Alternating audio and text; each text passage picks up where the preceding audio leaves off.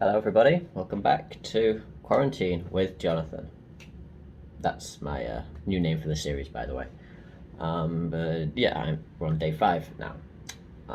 Decent chunk of the time has passed. It's quite nice to look at the chart and see a nice big fat chunk of it now ticked off, and the remaining chunk is still much bigger.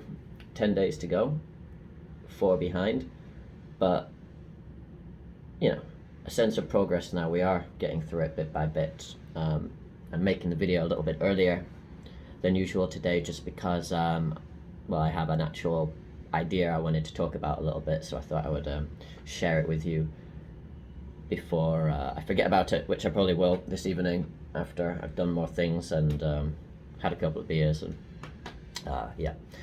So the issue I wanted to talk about today is when I tell people, I'm quarantining and it's kind of hard, harder than I thought it would be, and that I wasn't really prepared for it. Most people respond in the same way, and they actually, they offer ideas about what to do, how to spend the time, which is nice. It's, and I know people are trying to help, and I did the same thing actually when other people were in lockdown or in quarantine. I told them, it's a chance to do this and a chance to do that, and there's lots of things you can do when you have the internet, and that kind of stuff, and it's useful. I mean, genuinely, maybe some people are bored and need ideas. It's not really the case for me actually. I'm as I've told a couple of people, I have loads of things to do in here. Boredom is not my enemy at all. In fact, I have more things to do in here than I can actually fit into the day. Like, I have things I want to do every day, and most of them I don't even get to before it's time to go to bed at night. Probably because I spend too much time watching Netflix, but The Mandalorian is just so bingeable at the moment that I just find myself watching more than I plan to. But yeah, like I said, boredom is not the enemy. Finding things to do is not a challenge at all for me. Even today, I got up a little bit later today, like nearly 10, so I was a little bit late to report my temperature, but I got that done. Had a walk up and down, obviously, the only way. Then had a cup of tea, did my workout, which takes like 45 minutes. I had a very brief attempt to learn some Tai Chi, Qigong, through my laptop, through videos, and then gave up quite quickly. I realized that no, this is the sort of thing where if I did learn it, I would want to learn it properly with some actual instruction, not trying to copy the guy on the video and do the actions, and I'm doing it all wrong. So I decided Tai Chi is not the way to go. But I did my normal workout, had a shower, read the news, that kind of stuff. And yeah, it's already 1:30 in the afternoon now. So yeah, finding things to fill the day isn't a problem for me.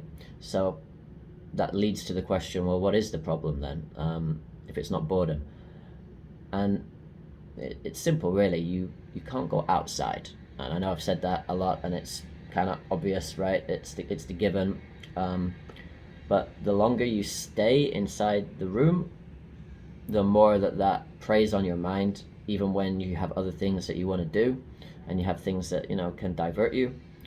Your mind just keeps coming back to it again. So the ability to go out and have a walk is one really key thing, because walking in here, I can only go 12, 13 steps before I hit a wall, and I have to turn around and walk back. And it's really hard to get into any kind of rhythm when you basically have to keep turning backwards and forwards. You can't really stretch out. I said the other day that you could, and it's better than nothing, definitely. It would be worse if I didn't have the little adjoining room with a little corridor that gives me some walking space. But it's really not enough to properly walk, so you are limited in that way. And besides, it's the going outside that's the real issue. It's not getting the sun on your skin, not feeling the wind, breathing the same kind of stale air all day. And I can run the AC. I don't like to run it too much because it gets cold, but I can also open the window. But problem is, it's Taiwan, mosquitoes. The windows don't have mosquito netting up, so if I open the window, they get in. And even this morning, I left it open for a little while, and I've already got a few bites on my arms. I'm gonna track those guys down later. That's something else I need to do. But yeah, the hard thing over the last couple of days is it's just been beautiful, sunny weather outside, which I only know if I walk right down to the end of the little corridor and look out of the pretty small window, past the tree that's kind of blocking the window and up to the little corner of sky that I can see. And it's blue, and I can see the street down below is sunny. But it makes almost no difference at all to the light in the room. When I woke up this morning, I had absolutely no idea. It could have been raining, it could have been sunny. So the fact that even on a really bright sunny day, almost no light gets in, that's a problem. It's probably the biggest thing. If I had to complain to the hotel at the end of the stay, I wouldn't really talk about the food or anything else. That kind of stuff I can let it slide. Not everybody likes to eat the same thing. They're doing the best. But putting people in small rooms without natural light for 14 days, for me, it's not really okay. And when I actually chose this hotel, one of the things that they said on the description was outside facing windows, so not onto adjoining buildings, with like a view, a street view or something. And technically I have it, but it's through such a small window that you don't really get any benefit. And like I said before, there's no way to sit there and actually enjoy that view for what it is anyway. So yeah, boredom isn't the problem. Not being able to go outside and get some sunlight is the main thing now that's getting to me. The only thing that's really getting to me. And distracting yourself with something kind of helps, but it comes back in sort of waves. So you get really hung up on the fact that you can't go outside. I look out the window, I see people on the street down below, and you get this real wave of craving to go out. And then you kind of push it back down again and go and do something else to take your mind off it. But that's actually one of the hardest things, is when I stand at that window and I look out. I can do that for maybe like 20 minutes or something. Turning away from that view and that window, and then walking back into my main little room here, my little living space. That's the hardest thing I have to do in here, is turn my head away from that window and come back. And looking out the window anyway is sort of like torturing yourself a little bit. It's like being hungry and looking in the shop window and seeing all the cakes and the bread and stuff in the window. But you find yourself doing it anyway, just to give yourself a little bit of relief. But yeah, maybe it's like being able to smell the food but not eat it. I keep coming back to these food metaphors, I know, about the time in here, but the other one was how I'm feeling at the moment when people suggest things that I can do. It's sort of like if you tell someone that you're really, really hungry, and they're like, well, we don't have any food for you, sorry, but we do have this amazing selection of drinks. And you're like, well, that's nice, I like drinks. I get thirsty too. It's something I also need, so I'll have a drink, but it doesn't actually solve the hunger problem. So it solves one problem, but the other one remains, and it doesn't. It can't really be helped by anything, by chatting to people, by diverting yourself.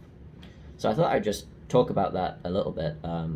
Not having a go at anybody, by the way. I do appreciate all the tips and ideas and things that I can do in here. It's nice to know people care.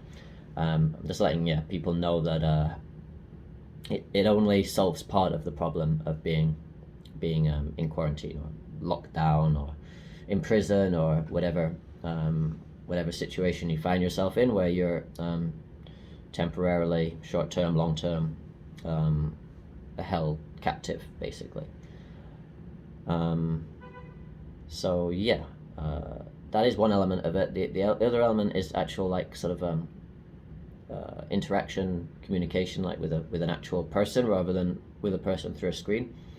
It's not so much of a problem, you know. I think screens these days do a fairly good job of giving you that crucial interaction, socialization aspect. It's not the same as having a person with you, but it's a fairly good substitute, I would say. So I'm not struggling too much with that side of things, to be honest. I do enjoy my own company, you know. I am happy to spend time on my own. I don't need other people around me to get on, but at the same time, it would kind of be nice to see a person face to face. But yeah, so yeah, those are my thoughts on day 5 of quarantine. So yeah, I have plenty of things to do this afternoon. I have a Uber Eats delivery I'm expecting any minute. My Burger King should be arriving. Treating myself to a Burger King for lunch. Didn't eat the breakfast again this morning. It was the same breakfast as day 1. I think we've gone right the way through the cycle now. It was back to cold pasta and greens and the greasy, starchy, pancakey stuff. Yeah, did have some fruit though. Had some dragon fruit, like maybe 3 or 4 pieces of dragon fruit, which was really nice. I enjoyed that. But yeah, didn't eat the other stuff. I do feel bad. I feel like I'm wasting a lot of food in here. I'm throwing away a lot of food and then ordering in more food, which does make me feel wasteful. You know, if I didn't have the option of Uber Eats, I would be eating whatever they gave me and not wasting food. So that probably looks and sounds wasteful, and I guess it is. Yeah, no excuses there. My only excuse, I guess, is that given the rest of the situation and how unideal it is, the food is one thing that I can actually look forward to and enjoy every day. So, you know, I decided at the start of this I'm not going to punish myself by, you know, adhering to their dietary regime, eating what I'm given. You know, I have Uber Eats at my fingertips. All the restaurants in Taipei, basically, you know, will deliver food to my door. So why limit myself to the food that they're going to give me, especially if it's not very nice. So yep, that's all I really have to report today.